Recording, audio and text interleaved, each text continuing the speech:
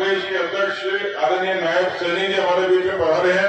मैं चाहूंगा कि जोरदार तालियों से नायब जी का स्वागत करें।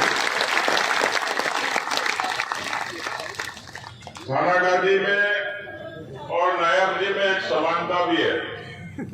आपने दिमाग नहीं लगाया होगा, लेकिन नायब जी कुरुक्षेत्र की धरती से आए हैं और कुरुक्षेत्र में महाभारत हुआ था, थानागाजी में भी हो रहा है। और उस महाभारत में शामिल होने के लिए आप धर्म की और सत्य की लड़ाई में थानागाजी का साथ देने के लिए आए हो, इसलिए आपका बहुत बहुत धन्यवाद देता हूँ। दूसरी समानता ये है कि कुरुक्षेत्र में कौरवों और पांडवों के बीच में युद्ध हुआ। पांडव कहाँ आए थे? बैराट में आए और भीम की गदा से शिला के बीच में प्रहार करके वहां पांडुकुल हनुमान जी की स्थापना हुई। तो नायब जी का आगमन तो हमारे लिए अपने आप ही सुखद हो गया। ये नायब भी है और नायाब भी है। हेम सिंह जी कह रहे थे कि एसडीएम खिलाफ होता तो मेरे शगुन अच्छे होते। मैं उनको याद दिलाना था कि 2013 में मैं आपके सम्मेलन में आया था, तभी आप जीते थे, तभी आप मंत्री बनने बने थे, तो मेरा आना भी आपके लिए सुखद होता था।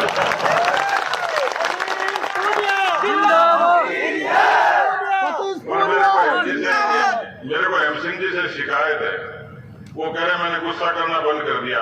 हेम सिंह गुस्सा नहीं करे तो मजा थोड़ी आता है। और आपके गुस्से से नाराज थोड़ी होता है कोई। आपके गुस्से में तो प्रेम टपकता है, शहद टपकता है। तो हेम सिंह जी आप ऐसे ही बड़े रहना, क्योंकि कार्यकर्ताओं पर तो प्यार से गुस्सा करते हो, अधिकारियों से जायज गुस्सा करते हो, जनता की हक और मांग के लिए करते हो। सतीश पूनिया जिंदाबाद, सतीश पूनिया जिंदाबाद, सतीश पूनिया जिंदाबाद। मेरे को राजनीति में बड़ा लंबा टाइम हो गया। हम दोनों हम उम्र ही हैं, 7-6 महीने छोटे बड़े ही होंगे, लेकिन जब से मिला तो आपसे एक भाईचारे जैसा अपनत्व का भाव आया। मैं आपकी ईमानदारी का भी कायल हूं। सबसे ज्यादा मैं कायल हुआ क्योंकि मैं तो एक साधारण किसान के घर में पैदा हुआ। पार्टी ने मुझे प्रदेश का अध्यक्ष बनाया तो मेरे लिए भी संघर्ष कम नहीं था। आप समझ सकते हो कि किसान के बेटे को कितना संघर्ष करना पड़ता है। उस संघर्ष में कोई मजबूती से मेरे साथ खड़ा था, उसका नाम हेम सिंह था। और इसलिए जब हेम सिंह को जरूरत हुई तो ये किसान का बेटा हेम सिंह जी के साथ पूरी मजबूती के साथ खड़ा है। और मैं आपको इतना निवेदन करके जा रहा हूं कि सरकार सरकार का फर्क है, पार्टी पार्टी का फर्क है, विचार विचार का फर्क है। कुछ लोग ऐसे हैं जो ये कहते हैं कि राम काल्पनिक थे, राम का अस्तित्व नहीं था। कुछ लोग कहते हैं जो सनातन धर्म में डेंगू और मलेरिया है। मैं आपसे पूछना चाहता हूं कि वो लोग कहते हैं कि हिंदू धर्म, सनातन धर्म डेंगू और मलेरिया है, तो मैं पूछ रहा हूं कि अपना सनातन धर्म डेंगू और मलेरिया है क्या? नहीं। वो उसके आगे और कहते हैं, बोले जैसे डेंगू और मलेरिया को खत्म करना चाहिए वैसे ये सनातन को भी खत्म कर देना चाहिए। आप इस बात से सहमत हो क्या? नहीं। तो उन लोगों को खत्म करना चाहिए कि नहीं करना चाहिए? तो उनको खत्म कैसे करेंगे?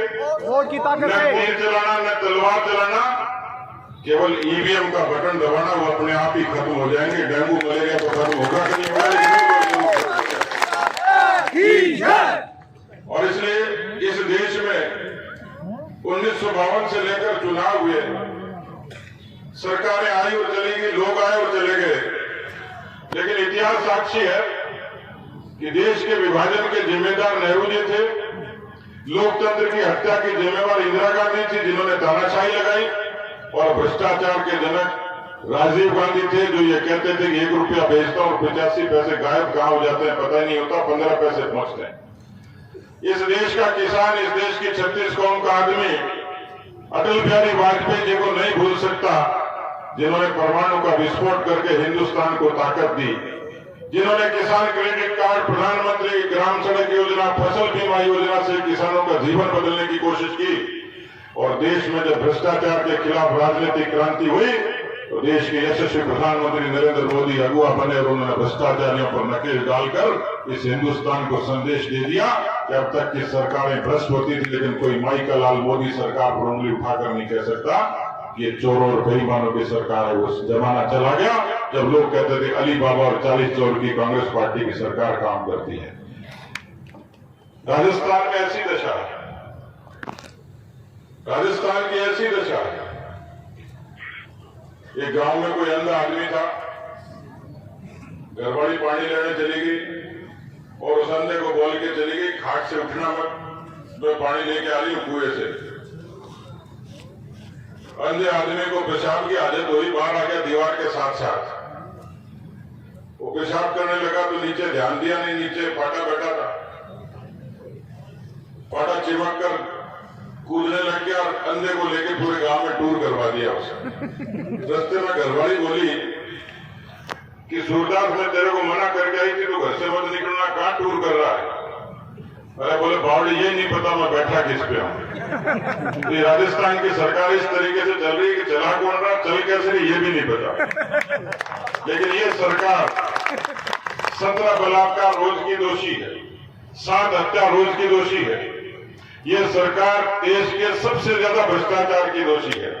ये सरकार सबसे ज्यादा बेरोजगारी की दोषी है। ये सरकार सबसे ज्यादा पेपर लीक को दोषी है। ये सरकार किसानों के सपने तोड़ने की दोषी है।